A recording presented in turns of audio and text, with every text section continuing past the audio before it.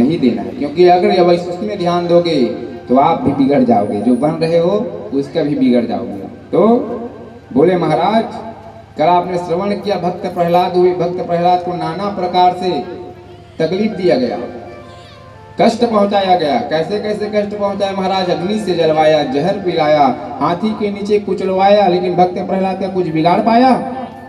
क्यों नहीं बिगाड़ पाए? क्योंकि भगवान उनके साथ थे। भक्त प्रहलाद का भक्ति प्रबल था।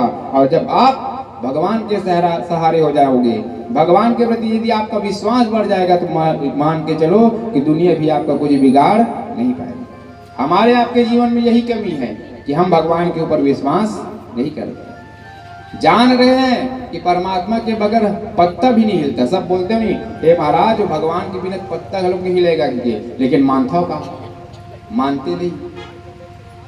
थोड़ा सा ऐश्वर्य पाते हैं इधर उधर, धन दौलत आ गए, फिर अपने ही आपको भगवान मानने लग जाते हैं। लेकिन नहीं, जब तक कि आपके मन में सरलता नहीं होगी, भक्ति नहीं होगी, तब तक कि परमात्मा की कृपा को अनुभव हम आप नहीं कर सकते।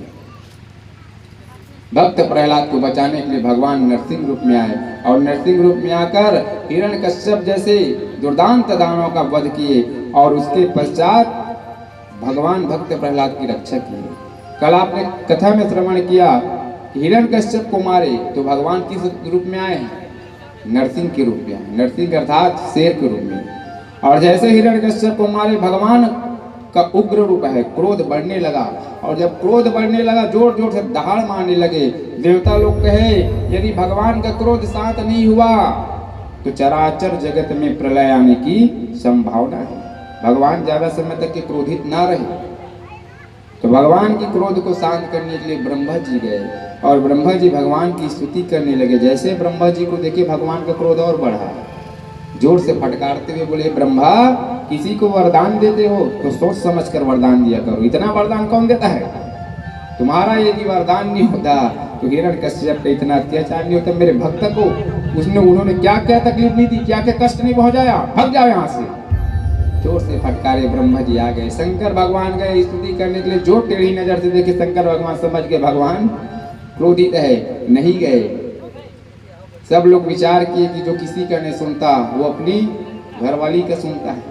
तो लक्ष्मी माता के पास गए, प्रार्थना किए, मैया भगवान अत्यंत क्रोधित अवस्था में है, और ज्यादा समय तक यदि भगवान क्रोधित रहे तो पृथ्वी पर प्रलय आ सकती है। हे माँ, चलिए आप सुंदर भगवान का कोप शांत करिए।